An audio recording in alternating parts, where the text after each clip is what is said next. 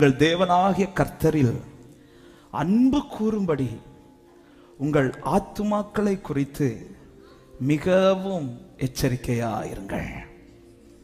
உங்கள் தேவனாகிய கர்த்தரில் அன்பு கூறும்படி உங்கள் ஆத்துமாக்களை குறித்து மிகவும் எச்சரிக்கையாயிருங்கள். இந்த வார்த்தையை தன்னுடைய வயதான காலத்தில் 1வது வசனம் சொல்லப்படுகிறது. கடைசி வார்த்தை யோசுவா வயது சென்று முதிர்ந்தவனான போது ஜனத்தை பார்த்து சொல்றார்.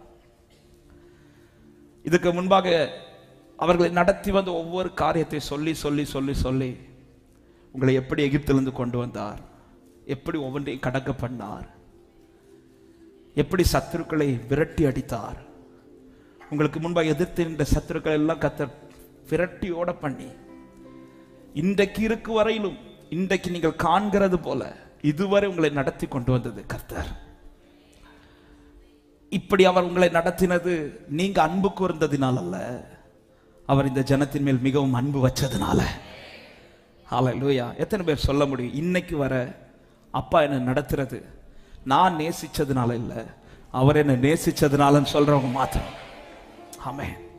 அவரால் நேசிக்கப்பட்டு அவரால் நடத்தப்பட்டு இதுவரை கொண்டு வரப்பட்ட ஜனத்தை பார்த்து யோசுவா கடைசி சொல்லிட்டு போறாரு, நீங்க ஒரு காரியத்தில் மட்டும் உறுதியா இருங்க.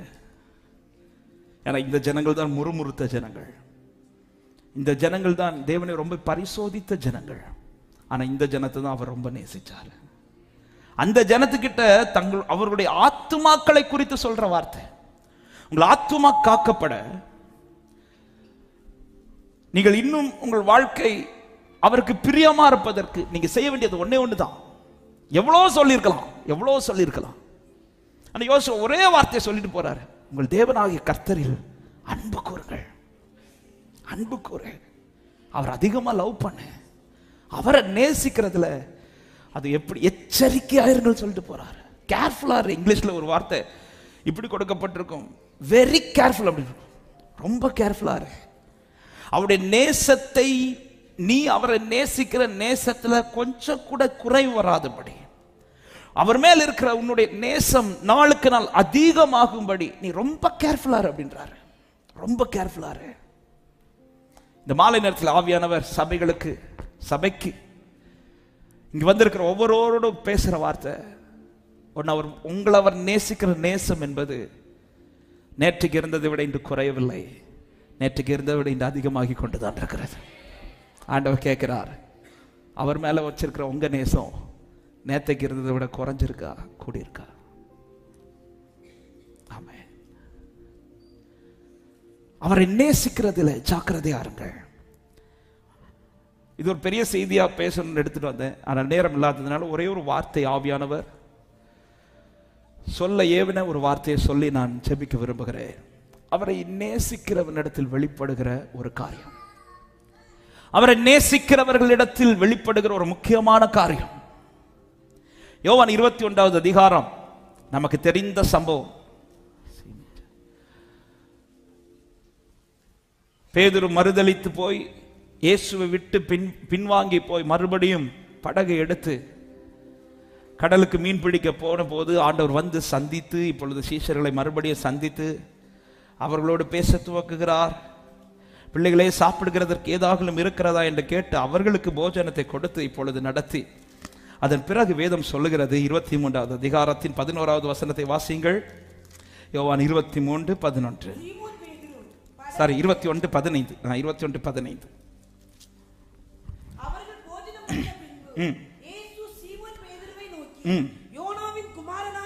சீமோனே, இவர்களிலும் அதிகமாய் என்னிடத்தில் அன்பாயிருக்கிறாயா என்றார். ஆம் ஆண்டவரே, உம்மை நேசிக்கிறேன் என்பதை நீர் அறிவீர் என்றார். திரும்ப ஆண்டவர் கேட்கிறார், என்னிடத்தில் அன்பாயிருக்கிறாயா? திரும்ப கேட்கிறார், நீ என்னை நேசிக்கிறாயா என்று. 3 முறையும் பேதுரு சொல்ற வார்த்தை, ஆண்டவரே நீர் அதை அறிவீர், நான் நேசிக்கிறேன் ஆண்டவரே. 3வது முறை சொல்லுவார், நீர் எல்லாவற்றையும் அறிந்திருக்கிற 17வது வசனத்தில், நான் உம்மை நேசிக்கிறேன் என்பதையும் நீர் அறிவீர் என்றார். ஆண்டவரே நான் நேசிக்கிறேன், அது உங்களுக்கு தெரியும்ல ஆண்டவரே, நான் உங்க மேல அன்பு வச்சிருக்கிறது தெரியும்ல ஆண்டவரே. அவன் நேசிக்கிறேன் அல்லது அவன் நேசிக்கிறான் என்று தெரிந்ததும் அவனிடத்தில் கர்த்தர் என்ன சொல்லுகிறார் தெரியுமா? உன் விருப்பத்தை சொல்லு, நான் செய்யறேன். அப்படி இல்லை, நீ என்ன நேசிக்கிறியா? நீ ஒன்று செய், எனக்கு ஒரு விருப்பம் இருக்கு, அதை நீ செய்யணும். எனக்கு ஒரு விருப்பம் இருக்கு, அதை நீ செய்யணும். இன்னைக்கான செய்தி இதுதான். அவரை விரும்புகிறவன் அவர் விருப்பத்தை செய்வான். அவரை விரும்புகிறவன் அவருடைய விருப்பத்தை செய்வான். ஆண்டவரை நேசிக்கிறீங்களான்னு கேட்டா இங்க இருக்கிற எல்லாருமே கை வைத்துவோம். ஆனா உண்மையா யார் நேசிக்கிறா தெரியுமா? இன்னைக்கு யார் அவர் விருப்பத்தை நிறைவேற்றினீங்களோ அவங்க தான் நேசிக்கிறீங்க. பேதுருவே, நீ என்னில் அன்பா இருக்கிறா. எஸ், நான் நேசிக்கிறேன். சரி, நீ என்ன நேசிக்கிற, உன் விருப்பத்தை சொல்லு, உனக்கு நான் என்ன செய்யணும்? இப்படி கேட்கல.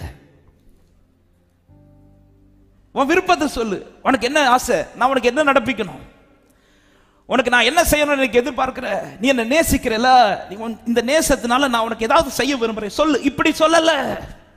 நீ நேசிக்கிறியான்னு கேட்டுட்டு அவர் சொல்றார், உன் விருப்பத்தை என்னன்னு சொல்லி கேட்கல. எனக்கு ஒரு விருப்பம் இருக்கு, எனக்கு ஒரு விருப்பம் இருக்கு. அப்படியானால் நாளுக்கு நாள் யாருக்கு அவர் மேல் நேசம் அதிகமாகுதோ அவர்கள் வாழ்க்கையில் ஒவ்வொரு நாளும் அவருடைய விருப்பம் பரிபூர்ணமாய் நிறைவேறிக்கொண்டே இருக்கும். ஆமென். இன்னைக்கு நான் என் ஆண்டவரை நேசிக்கிறேனா எப்படி அறிந்து கொள்வேன்? ராத்திரி தூங்குறதுக்கு முன்னாடி இன்னைக்கு நடந்ததை யோசிங்க. இன்னைக்கு எதை நீங்கள் செய்தீர்கள், எதை பேசினீர்கள், எதற்கு ரொம்ப விருப்பப்பட்டீர்கள்? நம்ம வாழ்க்கை நம்ம விரும்புறது நடக்கணும்னு ஆசைப்பட்டோமா, இல்லது அவர் விரும்பினது நடக்கணும்னு ஆசைப்பட்டோமா? அவர் மேல் நேசம் அதிகமாகிறவர்களுடைய வாழ்க்கையில் வெளிப்படுகிற ஒரு முக்கியமான மாற்றம் இது. அவர்கள் தங்களுடையது நடக்க வேண்டும் என்பதை எதிர்பார்ப்பதை விட அவருடையது நடக்க வேண்டும் என்பதை எதிர்பார்ப்பார்கள். அவரை விரும்புகிறவன் அவர் விருப்பத்தை நிறைவேற்றுவான். ஆமென். டெய்லி நான் செய்கிற செயல்களே எனக்கு சரியாய் கற்றுக் கொடுக்கும் நான் அவரை நேசிக்கிறேனா இல்லையா. நான் செய்கிற செயல்கள், அதனாலதான் ஒரு தேவ பிள்ளை இரவு தூங்குறதுக்கு முன்பாக காலை முதல் அந்த நேரம் வரையில் என்ன செய்தோம் என்பதை கொஞ்சம் யோசிக்கணும். வெறுமை ஆண்டவருக்கு நன்றி சொல்லிட்டு தூங்குறதல்ல. இன்னைக்கு ஆண்டவருக்கு பிரியமானதான் செஞ்சேனா, ஆண்டவருக்கு பிரியமானதை எனக்குள் வெளிப்பட்டதா, தேவனுக்கு பிரியமானதை தான் பேசினேனா, தேவனுக்கு பிரியமான இடத்துக்கு தான் போனேனா, தேவன் போ என்று சொல்லிதான் இந்த இடத்துக்கு போனேனா, தேவன் செய்ன்னு சொல்லிதான் இந்த காரியத்தை செய்தேனா, தேவன் பேசுன்னு சொன்ன வார்த்தைகள் தான் என் வாயிலிருந்து புறப்பட்டுச்சா? காரணம், அவரால் நடத்தப்படுகிறவர்களை எங்க போனோன்னு தீர்மானிக்கிறது அவர்தான், அங்க நடத்துறதும் அவர்தான், அங்க என்ன செய்யணும் என்ன பேசணும் செய்யறதும் அவர் தான் செய்வார். 2 வாரங்களுக்கு முன்பாக நினைக்கிறேன் எசேக்கியேலை குறித்து 37வது அதிகாரத்தில் ஆண்டவர் பேச வச்சார். உலர்ந்த எலும்புகளுக்கு எசேக்கியேல் வரவில்லை, கர்த்தர் எசேக்கியேலை கொண்டு வந்தார். அங்கே அவன் சுற்றி நடந்தான் என்றார், அவனை சுற்றி நடக்க பண்ணினார். நடக்க பண்ணிவிட்டு அங்கே என்ன செய்ய வேண்டும் என்பதை தீர்மானிக்கிறது அவர்தான், செய்ய வேண்டியது தீர்மானிக்கிறது அவர்தான். அந்த எலும்பை பார்த்து என்ன பேச வேண்டும் என்று தீர்மானிக்கிறது அவர்தான் தீர்மானிக்கிறார். அப்போ ஒரு நாள்ல நான் என்ன செய்யணும், எங்க போகணும், என்ன பேசணும், எதை செய்யக்கூடாது, இது எல்லாவற்றையும் தீர்மானிக்கிறது கர்த்தராய் தான் இருக்கணும். ஆமென் சொல்லுங்க பார்க்கலாம். அப்ப அவரை நேசிக்கிறவனுக்குள்ள என்ன ஏக்கம் உண்டாகணும்? ஆண்டவர் உம்முடைய விருப்பம் என்ன? விருப்பத்தை அறிகிறவனாய் மாத்திரமல்ல, அந்த விருப்பத்தை செய்கிறவனாகவும் இடம் கொடுப்பான். பேதுரு, நீ ஆடுகளை மேய்ப்பாயாக என்று சொன்னதும் பேதுரு அதை தடுக்கவில்லை. ஆண்டவரே, எனக்கு சில ஆசைகள்லாம் இருக்கு, அதை செய்கிறேன் ஆண்டவரே. அதுக்கு பிறகு பேதுரு சொல்லதும் ஏற்றுக்கொள்றார். ஆட்டுக்குட்டிகளை மேய்ப்பாயாக ஃபர்ஸ்ட் சொல்றார், அடுத்து சொல்றார் என் ஆடுகளை மேய்ப்பாயாக. அவருடைய காரியத்தை அவர் எடுத்து சொல்லும் போது பேதுரு தடுக்கவில்லை. 18ஆம் சங்கீதத்தில் தாவீது சொல்றார், என் பெலனாகிய கர்த்தாவே உம்மில் அன்பு கூறுகிறேன். இந்த அன்பு பொய்யானது கிடையாது, இந்த அன்பு உண்மையானது என்பதை தாவீதே தன் வாழ்க்கையில் அதே சங்கீதத்தில் 21, 22, 23 சொல்றாரு. வாசிங்கள் 21 முதல் 23 வரை. கர்த்தருடைய வழிகளை கை கொண்டு வந்தேன், அவருடைய நியாயங்களை எல்லாம் எனக்கு எனக்கு முன்பாக நிறுத்தினேன், தள்ளி போடவில்லை. மன உண்மையாயிருந்து என் துர்க்குணத்துக்கு என்னை விலக்கி காத்து கொண்டேன் அப்படின்றார். கர்த்தருடைய வழிகளில் கை கொண்டு வந்தேன், நான் என் தேவனுக்கு துரோகம் பண்ணினதில்லை. நேசிக்கிறவன் தன் இஷ்டம் போல வாழ மாட்டான். நேசிக்கிறவன் தன் விருப்பத்தை செய்ய துடிக்க மாட்டான். நேசிக்கிறவன் அவர் மேல் விருப்பம் உள்ளவன் அவருடைய விருப்பத்தை நிறைவேற்றவே வாஞ்சிப்பான். ஆமென். நான் ஒரு கேள்வி முன்னாடி வைக்கிறேன். இந்த வாரத்தை விடுங்க, இன்னைக்கு ஒரு நாள் எடுங்க. காலையில் எழும்புனதுலேருந்து 7 மணிக்கு முன்னாடி வர பார்ப்போம். ஏன்னா 7 மணிக்கு பிறகு நல்ல பிள்ளை ஆயிட்டோம்ல. சர்ச்சுக்குள்ள வந்து அவர் விருப்பம் நடக்கும். இந்த சர்ச்சுக்குள்ள வர்றதுக்கு முன்னாடி வர இன்னைக்கு அவர் விருப்பம் தான் என் லைஃப்ல நடந்துச்சுன்னு எத்தனை பேர் போல்டா சொல்ல முடியும்? கை தூக்க வேணாம். அப்படி நடந்துச்சுன்னா நீங்க நேசிக்கிறவங்க. ஆமே. அப்படி நடக்கலையா? நேசிக்கிறதுக்கு இருதயத்தை ஆண்டவர்கிட்ட கேளுங்க. ஆண்டவர், உங்க விருப்பம் என்னில் நிறைவேறட்டும். உங்க விருப்பம் என்னில்.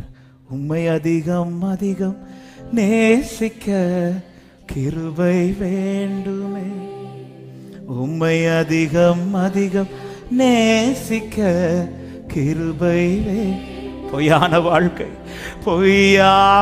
வாழ்க்கை வாழ்ந்த நாட்கள் ஆமென். மெய்யாக உம்மை நேசித்து நான் வாழ வேண்டுமே.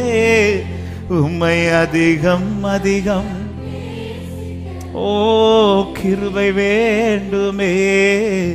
உம்மை அதிகம் அதிகம்.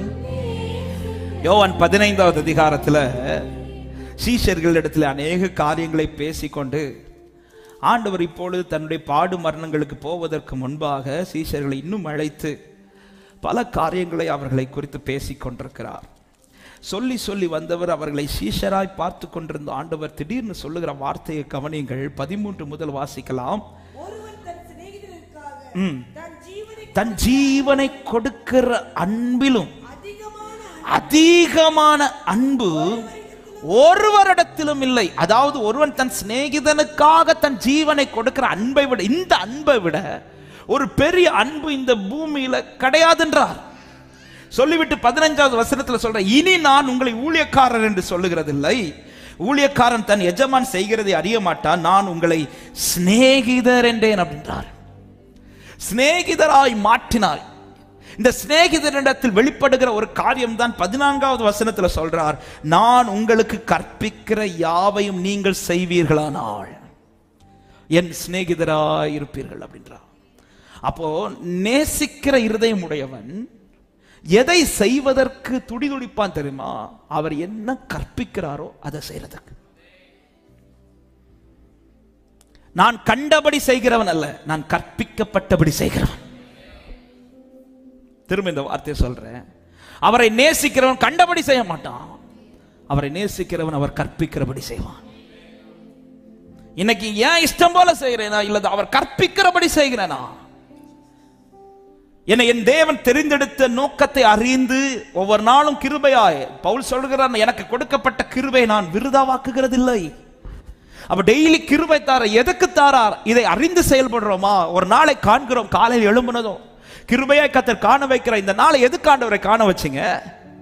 ஏதோ நன்மை சுதந்திரிப்பதற்கு. எஸ், நன்மை உண்டு, அந்தந்த நாளுக்கான நன்மை எனக்கு உண்டு, தேவைகளை கர்த்தர் வைத்திருக்கிறார். அதே நேரத்தில் எதற்கா இந்த நாள், எதற்கு என்ன இன்னும் வாழ வச்சிருக்கிறார், எதற்கு இந்த தீபத்தை இன்னும், இதை அறிந்து இதை புரிந்து தேவனுடைய விருப்பம் என்ன நான் விசுவாசிக்கிறேன். நான் என்னால தைரியமாய் சொல்ல முடியும், இந்த கூடுகையில இங்க வந்திருக்கிற இந்த சத்தத்தை கேட்டுக்கொண்டிருக்கிற அத்தனை பேர் மேலையும் தேவன் சில விருப்பத்தை வைத்துதான் நடத்தி கொண்டிருக்கிறார்.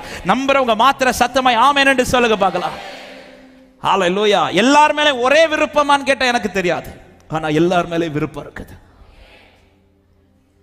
உங்க வாழ்க்கையில இப்படி இப்படி செய்யணும், இது இப்படி இப்படி நடக்கணுங்கிறது தேவன் விரும்புகிறார். திரும்ப எல்லார் வாழ்க்கையில விருப்பம் இருக்குது, எல்லார் வாழ்க்கையில ஒரே விருப்பமான்னு கேட்டா எனக்கு தெரியாது. அதனாலதான் பேதுருவிட்ட ஒரு விருப்பத்தை சொல்றார். பேதுருடைய முடிவே சொல்றார். முடிவை சொல்லும் போது ஆள் யாரை பத்தி கேட்கிறாருன்னா யோவானை பத்தி கேட்கிறார். அவனுடைய வாழ்க்கை எப்படின்னு. அதை பத்தி நீயா பேசுற? நாம் வரும் வரையிலும் அவன் உயிரோடு இருந்தா உனக்கு என்னன்றார். அவனை குறித்த விருப்பம் எனக்கு வேற இருக்கு. ஆனா எல்லார் மேலே விருப்பம் இருக்கு. அவரால் அழைக்கப்பட்ட, அவரால் தெரிந்து கொள்ளப்பட்ட அத்தனை பேர் மேலே கர்த்தர் சில விருப்பங்களை வைத்திருக்கிறார். அப்படி சொல்றவங்க மாத்திரம் ஆமென் சொல்லுங்க பார்க்கலாம். எனவே என்னுடைய வாழ்க்கையில் டெய்லி டெய்லி டெய்லி டெய்லி திரும்ப சொல்றேன், இன்னைக்கு நிலைத்திருக்க காரணம் இந்த கிளையில் பழங்கள் உண்டானதினால் அல்ல, அவர் காண்பித்த தயவும் அவர் காண்பித்த அன்பும். இந்த வசனத்தை சொல்லிட்டு தான் 16வது சொல்றார், நீங்கள் என்னை தெரிந்து கொள்ளவில்லை, நான் உங்களை தெரிந்து கொண்டேன். சொல்லிட்டு முடிச்சிருக்க வேண்டியதுதானே. அதே வசனத்தில் சொல்ல, நீங்கள் என் நாமத்தினாலே பிதாவை கேட்டுக்கொள்வது எதுவோ அதை அவர் உங்களுக்கு கொடுக்கத்தக்கதாய் நீங்கள் போய் கனி கொடுக்கும்படிக்கும் உங்கள் கனி நிலைத்திருக்கும்படிக்கும் நான் உங்களை ஏற்படுத்தினேன்.